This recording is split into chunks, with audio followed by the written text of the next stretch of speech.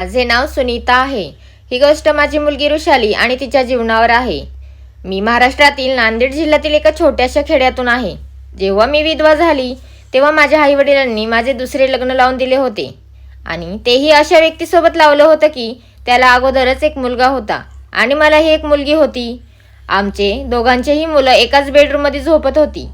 सकाळी झोपेतून उठल्यावर माझी मुलगी बेडवरील एक चादर दिवसाआड गुपचूप बदलत होती आणि माझ्यापासून लपून गुपचूप धुवत होती आणि अंघोळीला निघून जात होती. कधी कधी तर ती बेशुद्धही पडत होती. ती दिवसेंदिवस खूप कमजोर होत चालली होती. एके दिवशी मी सकाळी लवकर उठून मुलीच्या बेडरूममध्ये गेली तर समोरचं दृश्य बघून माझ्या काळजाचं पाणी झालं. मी देवाला एकच विनंती केली, देवा, असं दृश्य बघण्याची वेळ कधी कुठल्या आईवर नको येऊ दे, कारण जिथे माझा मुलगा आणि माझी मुलगी होते. माझ्या लग्नाच्या 2 वर्षानंतर मी विधवा झाली होती. आता माझी मुलगी 18 वर्षाची होती, कारण की माझ्या आईवडिलांनी माझं लग्न 16व्या वर्षीच लावून दिलं होतं. मी माझ्या आईवडिलांची एकुलती एक मुलगी होती, पण तरी पण मला असं वाटत होतं मी त्यांच्यावर ओझं होत आहे, कारण मला असं वाटत होतं मी त्यांची मुलगीच नाही आहे, कारण माझ्या वडिलांना मला फक्त मुलगाच हवा होता. त्यामुळे ते माझ्यावर अजिबात प्रेम करत नव्हते. कायम माझ्यापासून दूरच राहत होते. माझ्यावर कायम रागराग करत होते. मला त्यांनी कधीच आपली मुलगी मानलं नाही, कारण माझा जन्म झाल्यानंतर माझ्या मम्मीला दुसरं मूल कधीच झालं नाही आणि खानदानी परंपरेप्रमाणे माझ्या वडिलांना दुसरं लग्नही करता आले नाही. त्यामुळे ते माझा खूप रागराग करत होते. याच कारणामुळे त्यांनी माझं लग्नसुद्धा खूप लवकर लावून दिलं होतं. माझे अगोदरचे पती सरकारी शाळेमध्ये शिक्षक होते आणि ऋषालीच्या अगोदर मला एक 3 वर्षाची मुलगीसुद्धा होती. एकदा माझी मोठी मुलगी आणि तिचे वडील रस्त्याने येत असताना त्यांचा ॲक्सिडेंट झाला आणि ते दोघेही जागेवर एक्सपायर झाले आणि माझी कायमची साथ सोडून गेले. त्याच्यानंतरचे दिवस माझ्यासाठी सत्वपरीक्षेपेक्षा कमी नव्हते. माझ्यावर जणू काही दुःखाचा डोंगरच कोसळला होता. थोड्या दिवसानंतर माझ्या सासू सासऱ्यांनी सुद्धा मला माझ्या मम्मीकडे पाठवून दिलं. असं वाटत होतं त्यांनासुद्धा मी त्यांच्यावर ओझंच वाटत होते. ते सुद्धा मला चांगले समजत नव्हते. ते मला त्यांच्या घरची पनवती समजत होते. जसं काही त्यांचा मुलगा माझ्यामुळेच मेला असं त्यांना वाटत होतं. मग नंतर मी माझ्या आईवडिलांकडे निघून गेले. माझ्या आईवडिलांना पण वाटू लागले मी त्यांच्यावर ओझं आहे, म्हणून त्यांनी लगेच माझं दुसरं लग्न लावून दिलं. ते सुद्धा अशा व्यक्तीसोबत ज्या व्यक्तीला अगोदरच एक मुलगा होता आणि मलासुद्धा एक मुलगी होती. आम्ही दोघे एकसारखेच होतो, म्हणून आमचं लग्न लावून दिलं होतं. त्यांचा मुलगा माझ्या मुलीपेक्षा 1 वर्ष लहान होता. त्याचं नाव ऋषिकेश होतं आणि माझ्या मुलीचं नाव ऋषाली होतं. आत्ता आम्ही सर्वजण एक सोबतच राहत होतो. बघता बघता ऋषाली 16 वर्षाची झाली होती आणि ऋषिकेश 15 वर्षाचा झाला होता. आता कुठे आमच्या जीवनाची चांगली सुरुवात झाली होती. आता माझ्या दुसऱ्या नवऱ्याचं सुद्धा निधन झालं होतं. अचानक ते खूप आजारी पडू लागले होते, कारण आता त्यांना खूप आजाराने घेरलं होतं आणि काही दिवसातच त्यांचं निधन झालं. त्यांच्या जाण्यानंतर घरातील सौंदर्यच नाहीसे झाले वाटत होते. आम्ही ज्या घरात राहत होतो ते घर आमच्या स्वतःचे होते, त्यामुळे भाड्याची चिंता नव्हती आणि आमच्या घरात एक छोटेसे किराणाचे दुकानसुद्धा होते. एके दिवशी आम्ही सर्वजण झोपलो होतो. त्यावेळी अचानक खूप जोरात आवाज आला आणि मी गाढ झोपेत होते, पण तो आवाज ऐकून मी खूप घाबरले आणि पाहते तर तो आवाज ऋषिकेशच्या रूमकडून आला होता. मी त्याच्या रूमकडे पळत गेले आणि समोरचे दृश्य पाहिले. ते पाहून तर मला धडकीच भरली, कारण घरावरचे छत खाली पडले होते आणि मला भीती होती की ऋषिकेश त्याच्या खाली दबला तर नाही ना. मी ते सर्व काढून पाहिले, पण ऋषिकेश काय त्याच्या खाली नव्हता आणि मला बाथरूममधून ऋषिकेशचा आवाज आला. तो बाथरूमला गेला होता आणि तेव्हा घरावरचे छत खाली पडले होते. मी ईश्वराचे खूप आभार मानले. नशीब त्याला काय झालं नाही तर त्याच्या स्वर्गवासी वडिलांना कुठल्या तोंडाने उत्तर दिलं असतं. आता आमच्याकडे ते छत दुरुस्त करण्या इतके पण पैसे नव्हते, म्हणून आम्ही ते तसेच ठेवले. मग मी किचनमध्ये झोपायला गेले आणि माझ्या रूममध्ये माझ्या दोन्ही मुलांना झोपायला सांगितले, कारण बाहेर खूप थंडी होती, त्यामुळे बाहेर कोणी झोपू शकत नव्हते आणि रूममध्ये फक्त एकच बेड होता, त्यामुळे 2 लोकसुद्धा खूप दाटीवाटीने झोपत होते. आता ते दोघे मजबुरीमुळे एकाच रूममध्ये झोपत होते, कारण एका रूममध्ये तर दुकान होते आणि माझ्या पतीने फक्त 3 रूमचेच घर बनवले होते. त्यामुळे उदरनिर्वाहासाठी मजबुरी म्हणून कसे तरी राहावंच लागत होते. एके दिवशी दोघे असेच एका रूममध्ये झोपलेले असताना सकाळी सकाळी असे काही झाले की मी खूप चकित झाले. ऋषिकेश तर सकाळी उठून नाश्ता करण्यासाठी बसला होता आणि वृषाली अजूनपर्यंत झोपलीच होती, कारण ती एवढ्या उशिरापर्यंत झोपत नाही. आणि आज एवढ्या उशिरापर्यंत झोपली होती. तिची नेहमीची सकाळी लवकर उठण्याची सवय होती. मी तिला खूप वेळा आवाज दिला, पण तरीसुद्धा ती उठलीच नाही. मग मी थोड्या वेळाने तिच्या रूममध्ये जाऊन पाहिले, तेव्हा कळे की ती बेशुद्ध झाली होती. मी तर खूप भयंकर घाबरले होते. मी लगेच ऋषिकेशला सांगितले की जाऊन अर्जंटमध्ये आजूबाजूच्या डॉक्टरांना घरी घेऊन ये. तो डॉक्टरांना घेऊन आला.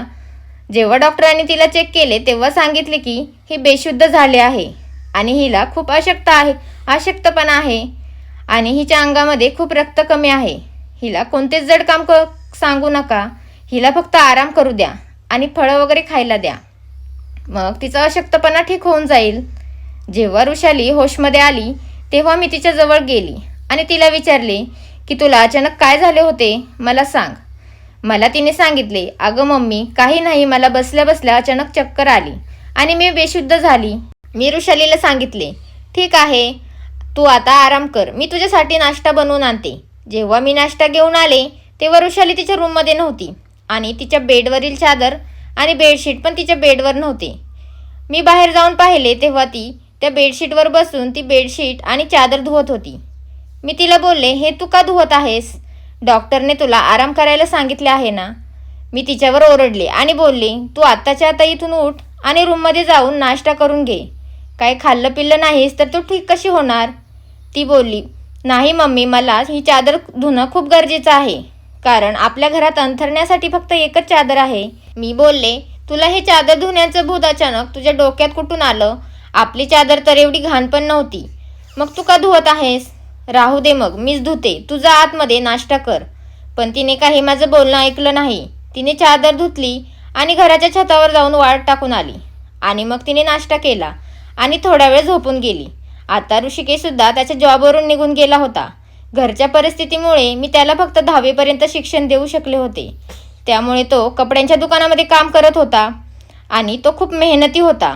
आणि घरामध्ये जे दुकान होते ती मी स्वतः चालवत होते, कारण त्या दुकानात फक्त छोटी मुलीच खाऊ घेण्यासाठी येत होते. काही दिवस असेच निघून गेले.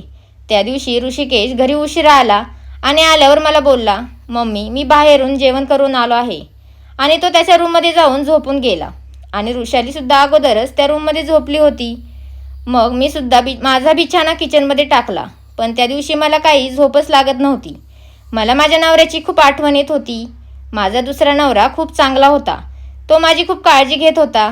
माझे अगोदर लग्न झाले असताना त्यांनी मला कधीच अगोदरच्या लग्नाचे टोमणे मारले नव्हते आणि माझ्या अगोदरच्या नवऱ्याकडून झालेल्या मुलीला सुद्धा आपलीच मुलगी मानत होता. आणि मी सुद्धा ऋषिकेशला माझा सावत्र मुलगा आहे याची जाणीवसुद्धा त्याला दिली नव्हती. आणि तो सुद्धा त्याच्या सख्ख्या मम्मीपेक्षा माझ्यावर खूप प्रेम करत होता आणि मी जे काही सांगेन ते सर्व ऐकत होता. आमच्या घरात तो एकुलता एकच पुरुष होता आणि आमचा सहारासुद्धा तोच होता. तो जसा आमच्या आयुष्यात नसता तर आमचे दोघींचे काय झाले असते देवालाच माहिती. तो त्याचा दिवसभराचा सर्व वेळ त्याच्या कामावरच घालवत होता. त्याला बोलले, ऋषिकेश तू पुढील शिक्षण बाहेरून पूर्ण कर, कारण की तुझ्याकडे चांगली डिग्री असेल तर तुला चांगली नोकरीसुद्धा मिळेल. आणि त्यांनी माझे बोलणे ऐकले. ठीक आहे बोलला. मग दुसऱ्या दिवशी परत असं काही झाले की मी खूप हैराण झाली होती, कारण वृषाली परत त्या दिवशी सुद्धा बेशुद्ध झाली होती. आणि यावेळी तर तिच्या चेहऱ्याकडे बघून असं वाटत होतं की तिच्या शरीरात जणू काही रक्तच राहिले नाही, कारण तिचं संपूर्ण शरीर पिवळं पडलेलं होतं. मग मी जेव्हा डॉक्टरांना घरी बोलावलं तेव्हा डॉक्टर बोलले, मी अगोदरच तिला आराम करण्यासाठी सांगितले होते. आणि डॉक्टरांनी विचारले, तिला खायला प्यायला काय दिलं होतं? मग मी सांगितलं, डॉक्टर तुम्ही जसं सांगितलं होतं तसंच तिला वरण भात, हिरव्या भाज्या सर्व खायला दिले होते आणि तिला पूर्ण वेळ आरामच करायला सांगितलं होता. डॉक्टर बोलले, तरीसुद्धा असं कसं काय एवढे अशक्त होऊ शकते? तुम्ही जरा ही गोष्ट सिरियस घ्या, नाहीतर मुलीच्या जीवावर बेतू शकतं. कारण असं वारंवार हे बेशुद्ध पडणे, कितीतरी तास बेशुद्ध अवस्थेत असणं ही काही साधी सोधी गोष्ट नाही. डॉक्टरांनी सर्व काही काटेकोरपणे समजावून सांगितले आणि ते गेले. मग थोड्या वेळाने वृषाली शुद्धीत आली. जेव्हा मी तिला सांगितले, तू जर आता परत असं काही काम केलंस तर माझ्यासारखी वाईट कोणी नसेल. पण थोड्या वेळाने जेव्हा मी तिच्या रूममध्ये गेले तेव्हा मी समोरचे दृश्य बघून हैराणच झाले, कारण परत तिथे चादर धुवत होती मी लांबूनच तिला पाहत होते. ती हे काय करत आहे? ती काय साधी सोपी गोष्ट नाही, कारण बेशुद्ध अवस्थेत उठून ती लगेच चादर धुवायला जात होती. हे सगळं काय होत आहे मला समजतच नव्हतं, कारण जेव्हापासून ऋषिकेश तिच्या रूममध्ये झोपायला जात होता तेव्हापासूनच ती हे सर्व करत होती. आणि ती बेशुद्ध सुद्धा तेव्हापासूनच होत होती. ऋषिकेश तिचा सावत्र भाऊ होता, पण लहानपणापासून ते दोघे सोबतच लहानाचे मोठे झाले होते आणि त्या दोघांचे एकमेकांवर सख्या बहीण भाऊंपेक्षा जास्त प्रेम होते. मग असं काय होत होतं की माझ्या मुलीची तब्येत दिवसेंदिवस खालावत चालली होती? मी रडत रडत विचार करत बसली होती की हे सगळं काय चालू आहे. कारण एक महिला तेव्हाच कमजोर होती जेव्हा ती मुली जन्माला घालते. त्याच्यानंतर तिच्या शरीरामध्ये अजिबात ताकद नसते. पण जवान मुली अशा बेशुद्ध होऊ लागल्या तर ही नॉर्मल गोष्ट नाही असे मला वाटते. परत दुसऱ्या दिवशी तिने असं चादर धुतली आणि घराच्या छतावर जाऊन वाळत टाकली. आणि ती इकडे तिकडे पाहू लागली की तिला हे सर्व करताना कोणी पाहते की नाही. मग मी गुपचूप किचनच्या खिडकीतून हे सर्व पाहत होते, पण मी तिला कळूच दिले नाही की मी हे सर्व पाहिले आहे. मग ती तिच्या रूममध्ये आली आणि तिने चादर धुतली आहे हे मला कळू दिले नाही, म्हणून तिने दुसरी चादर अंगावर घेऊन झोपली. मी थोड्या वेळाने तिच्या रूममध्ये नाश्ता आणि तिचे औषध घेऊन आली. आजकाल आमचं दुकानसुद्धा नीट चालत नव्हतं. दुकानामध्ये मोठे ग्राहक कमी, छोटे छोटे मुलंच गोळ्या बिस्किटं घ्यायला येत होते आणि 5-10 रुपयाचा खाऊ घेऊन जायचे. हे जर असे चालू राहिले तर आमचे काही खरे नव्हते. आता विचार करून करून मी खूप अस्वस्थ झाले होते. मी याबद्दल ऋषिकेशला काही बोलले नव्हते, कारण तो अगोदरच नोकरी करत होता आणि मी जर त्याला ह्या गोष्टी सांगितल्या तर त्याला अजूनच टेन्शन येईल हा विचार माझ्या मनात येत होता. आणि त्यात डॉक्टरने सुद्धा ऋषालीला चांगल्या चांगल्या वस्तू खायला द्यायला सांगितल्या होत्या, पण घरात वरण भात खाण्यापुरते सुद्धा पैसे नव्हते. ह्या सर्व वस्तूंना खर्चाचे सुद्धा खूप टेन्शन होते. एके दिवशी घरात खूप विचित्र घडले. मी माझ्या मुलीला आणि ऋषिकेशला असे बोलताना ऐकले की मला या गोष्टीची भनकसुद्धा नव्हती. ऋषिकेश बोलत होता, ऋषाली, तू तर आत्तापासूनच तुझी तब्येत खराब करून घेतली आहेस. असे तर चालणार नाही. जर तुला खूप त्रास होत असेल तर आपण नको हे करायला. आणि ऋषाली बोलली, नाही, मला हे काम करायचं आहे. असे काम करण्याचे चान्स सारखे सारखे नाही मिळत. आणि मला काय माहीत होतं का माझ्यासोबत हे सगळं घडणार आहे. आणि मला माहीतसुद्धा नव्हतं की हे काम करण्या इतकी सुद्धा माझ्या शरीरामध्ये ताकद नाही आहे. ऋषिकेश बोलला, तुला तर माहिती आहे ना, मी तुझा जीव धोक्यात नाही घालू शकत. ऋषाली बोलली, अरे फक्त 2-3 आठवड्यांचीच तर गोष्ट आहे, त्याच्यानंतर असा चान्स नाही मिळणार. मला तर या दोघांचं काय चालू आहे काहीच समजत नव्हतं. हे दोघं कशाबद्दल बोलत होते. एके दिवशी तर मी असं काही पाहिलं की माझ्या पायाखालची जमीनच सरकली. त्या दिवशी ऋषाली सकाळी सकाळी चादर धुवून घराच्या छतावर वाळत टाकत होती आणि ते झाल्यानंतर ती एका कोपऱ्यात जाऊन गुपचूप उलट्या करत होती. जेव्हा मी तिला विचारले, ऋषाली तुला काय होत आहे, तर ती खूप घाबरली आणि बोलली, काही नाही मम्मी, मला पोटात कसं तरी होतंय म्हणून मला उलट्या होत आहेत. मग मला राहावलंच नाही आणि मी बोलले, असं काय पोटात कसं तरी होतंय, असं तू काय खातेस की तुझ्या पोटात कसं तरी होतंय, आणि तू ही चादर रोज रोज का धुवत आहेस, अशी कुठली गोष्ट लपवत आहेस माझ्यापासून. हे बघ ऋषाली, तू जर काही वाईट काम केलंस आणि त्या गोष्टीमुळे माझी आणि तुझ्या वारलेल्या वडिलांची जर इज्जत गेली तर मी तुला कधीच माफ करणार नाही. माझे हे सर्व बोलणं ऐकून ऋषाली खूप हैराण झाली आणि बोलली, मम्मी तू हे काय बोलतेस, तू जसं विचार करत आहेस तसं काहीच नाहीये. मला तर असं वाटतं की तू आज कुठला तरी विचित्र पिक्चर पाहिला आहेस किंवा मग माझ्याबद्दल तुला कोणीतरी भडकून दिलं आहे, त्यामुळेच तू मला असं बोलत आहेस. अगं मम्मी, मी असं काही वाईट काम करेल का? आणि जर मी चादर धुतली तर काय झालं? चादर घाण झाली होती म्हणून मी धुतली. आणि तुला तर माहीत आहे ना, खूप दिवसापासून माझी तब्येत खराब आहे आणि गोळ्या औषधं खाल्ल्यामुळे माझं पोटसुद्धा खराब होत आहे. त्यामुळे जर उलटी झाली तर याचा उलट अर्थ काढण्याची काय गरज आहे? माझी मुलगी खूप रागाने उद्धट पद्धतीने माझ्यासमोर बोलत होती. ते मला सहन झालं नाही आणि मी तिला कानाखाली मारली आणि ती खाली पडली. तेवढ्यात तिथे ऋषिकेश आला आणि तो म्हणाला, मम्मी हे तू काय करत आहेस, तू तिच्यावर का हात उचललास? मी म्हणाले, मी मारलं तिला, पण मला हे खूप अगोदरच करायला पाहिजे होतं. मला आता संपूर्ण गोष्ट माहीत नाहीये तुमचं काय चाललंय ते. ज्या दिवशी मला हे सगळं तुमच्या दोघांबद्दल कळेल त्या दिवशी बघा मी काय करते. त्यावेळी मला काय झालं होतं मला कळलंच नाही.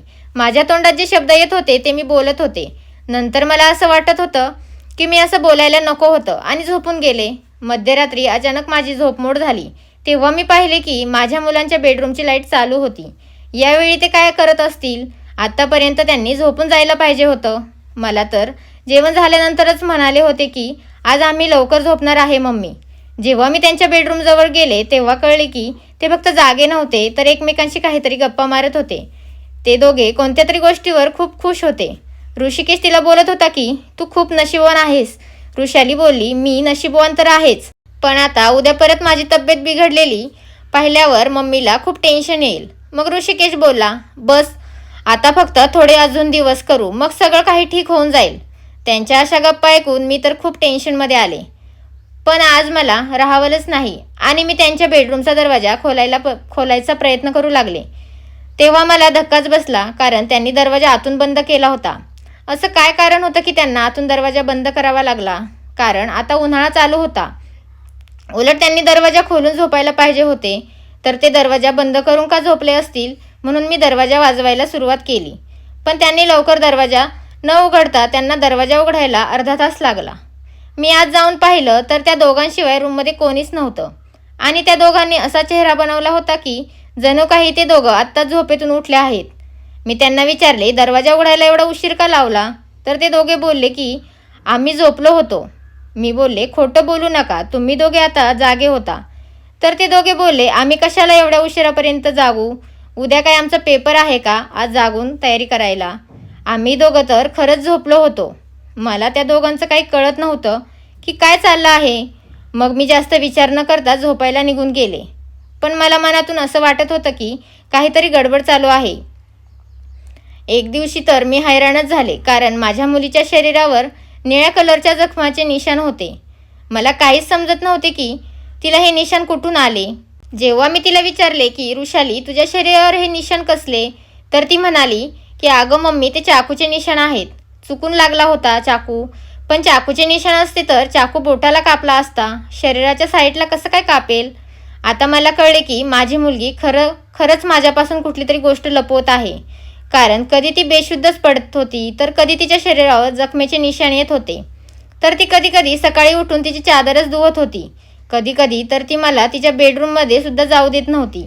आता मला त्या दोघांबद्दल संशय येऊ लागला. मला तसा संशय विचार करायला नको होता, पण चुकी माझीच होती. मी आगीला आणि पाण्याला एकत्र ठेवलं. मी त्या दोघांना एका बेडरूममध्ये ठेवायला नको होतं. मी या गोष्टीची काळजी घ्यायला पाहिजे होती. शेवटी ऋषिकेश तर ऋषालीचा सावत्र भाऊ होता. नीतिमत्ता बदलायला वेळ लागत नाही. या वयात तर मुलांना चुकीची संगत लागायला वेळ लागत नाही. आणि सावत्र भाऊ तो सावत्रच असतो आणि सक्का भाऊ तो सक्काच भाऊ. मी या सावत्र भाऊ बहिणींना कसं काय एका बेडरूममध्ये ठेवलं? चुकी तर माझीच आहे, कारण आपण जर मुलांकडे लक्ष दिले नाही तर अडचणी तर येणारच ना. चांगल्या आणि वाईट गोष्टीचं ध्यान तर आपल्यालाच ठेवावं लागतं. मुलं तर नादात असतात आणि या नादानीमध्ये मुलांकडून खूप चुक्या होतात. आता माझ्या डोक्यात एकच विचार येत होता, मी जो विचार करत होते ते जर खरं झालं तर यात सर्व चुकी माझीच आहे. मग मी हळूहळू त्या दोघांवर नजर ठेवली. जेव्हा माझ्या मुलाला आणि मुलीला एक बाहेरचा माणूस काहीतरी आणून देत होता, मी हळूच जाऊन गुपचूप ते काय बोलत आहे ते ऐकत होते. जेव्हा तो बोलत होता, मी हे औषध आणलं आहे, हे औषध तू घे, सर्व काही ठीक होईल. आणि त्याने गुपचूप त्या गोळ्या माझ्या मुलीच्या हातात दिल्या. तिने त्या गोळ्या घेतल्या आणि तिच्या ओढणीमध्ये लपवल्या. आणि ऋषिकेश तिला बोलला, आज रात्री तू या गोळ्या घे, म्हणजे तुला उद्यापासून बेशुद्ध पडणार नाहीस. हे सर्व पाहून माझ्या मनात खूप भीती निर्माण झाली. या कसल्या गोळ्या तो माझ्या मुलीला देतोय? अशी कोणती गोष्ट आहे की हे दोघं भाऊ बहीणच त्या गोष्टीवर मार्ग काढत आहेत आणि मला कळूच देत नाहीयेत. त्यानंतर माझी मुलगी 2-3 दिवस अजिबात बेशुद्ध पडली नाही आणि अजून 2-3 दिवसानंतर तिच्या गोळ्या संपल्यावर ती पुन्हा एकदा बेशुद्ध पडली आणि ऋषिकेश सुद्धा घरी नव्हता. मग मी या संधीचा फायदा घेण्याचं ठरवलं. मी हळूच तिच्या अंगाखालची चादर काढली आणि माझ्या रूममध्ये नेऊन ठेवली. मला आज बघायचं होतं की असं काय त्या चादरला लागतं की रोज सकाळी माझी मुलगी उठून आजारी असली तरी सगळ्यात अगोदर ती चादर धुवत असते. जेव्हा मी ती चादर उघडून पाहिली तेव्हा मला काय असं दिसलं नाही, पण जरा नीट पाहिलं तेव्हा त्याच्यावर जे दिसलं ते पाहून मला धक्काच बसला. कारण त्या चादरवर छोटे छोटे भरपूर पांढरे केस लागले होते. मला काहीच समजत नव्हते की हे कशाचे केस आहेत. मी खूप हैराण झाले होते. मला काहीच समजत नव्हतं. मी हाच विचार करत होते की हे सगळं काय चालू आहे. मी माझ्या मुलीवर आणि मुलावर नजर ठेवायला चालू केली होती, पण आता मला त्यांच्याबद्दल काही कळणार होते त्याच वेळेस माझ्या मुलीला कळले की मी तिची चादर पाहिली आहे आणि ती माझ्याकडे आहे. मग माझ्याजवळ आली आणि माझ्या शेजारी बसली. आज ती जरा वेगळीच घाबरलेली वाटत होती, म्हणून मी तिला विचारले, काय झालं, एवढी टेन्शनमध्ये दिसत आहेस? ती म्हणाली, मम्मी ती चादर कुठे आहे? मी बोलले, अगं आत्ताच धुवून वाळत टाकली आहे. मग ती चादर कुठे वाळत टाकली आहे ते बघायला जाऊ लागली.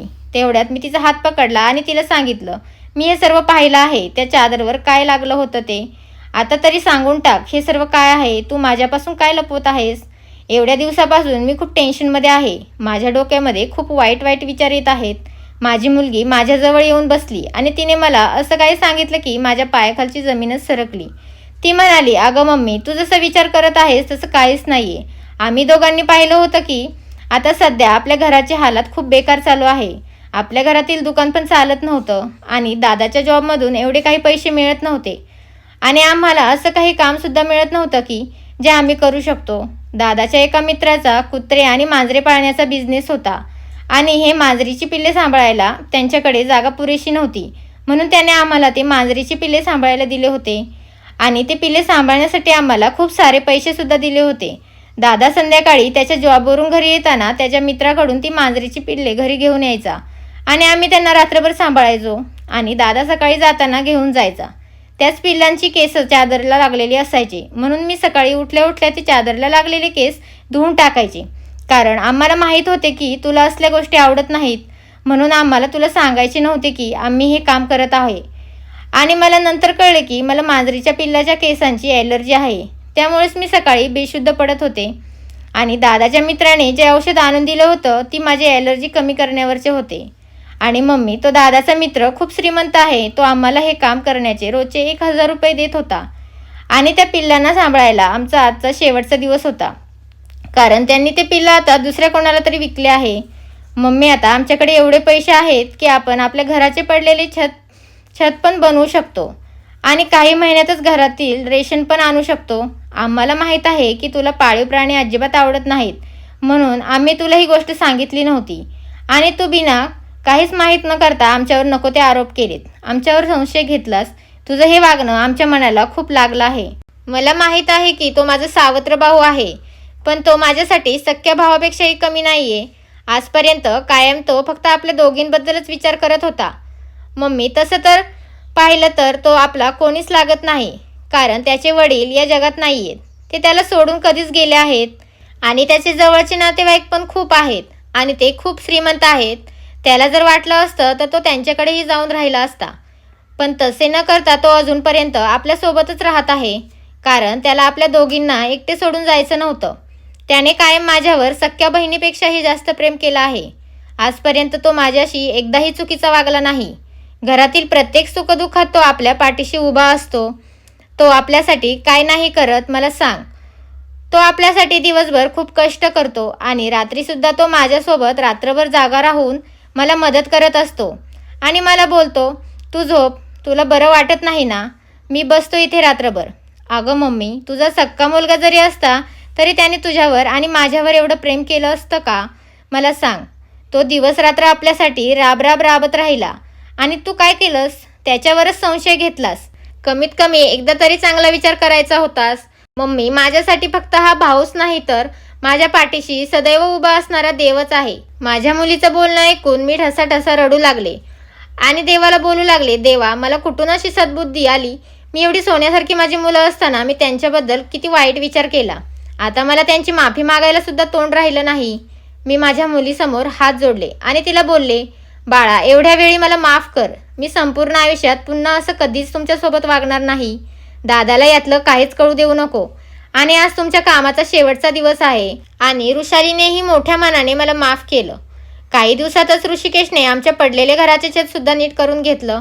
हळूहळू आम्ही सर्वांनी खूप मेहनत केली आणि ऋषालीने सुद्धा लहान मुलांचे ट्युशन क्लास चालू केले होते. हळूहळू आमची परिस्थिती सुधारत गेली आणि काही दिवसातच आमचे वाईट दिवस चांगल्या दिवसांमध्ये बदलले. माझ्या आयुष्याने मला खूप दुःख दिले होते, पण देवाच्या आशीर्वादाने मला 2 मुलं खूप चांगले दिले होते. माझी दोन्ही मुलं खूप मेहनती आहेत, कारण वडील जेव्हा वारले तेव्हा ते हातावर हात ठेवून न बसता त्यांनी मेहनत करायला सुरुवात केली होती आणि त्या दोघांच्या मेहनतीमुळे आज आम्ही इथपर्यंत पोहोचलो. मी देवाचे खूप आभार मानले की देवा, मी जसा विचार केला होता तसं काही नाही घडलं. मी इतर पालकांना सुद्धा सांगू इच्छिते, जी चुकी मी केली ती तुम्ही करू नका. आपल्या मुलांवर लक्ष ठेवणं आणि त्यांच्याबद्दल चांगला विचार करणं हे आपलं कर्तव्य आहे. धन्यवाद. आभारी आहोत.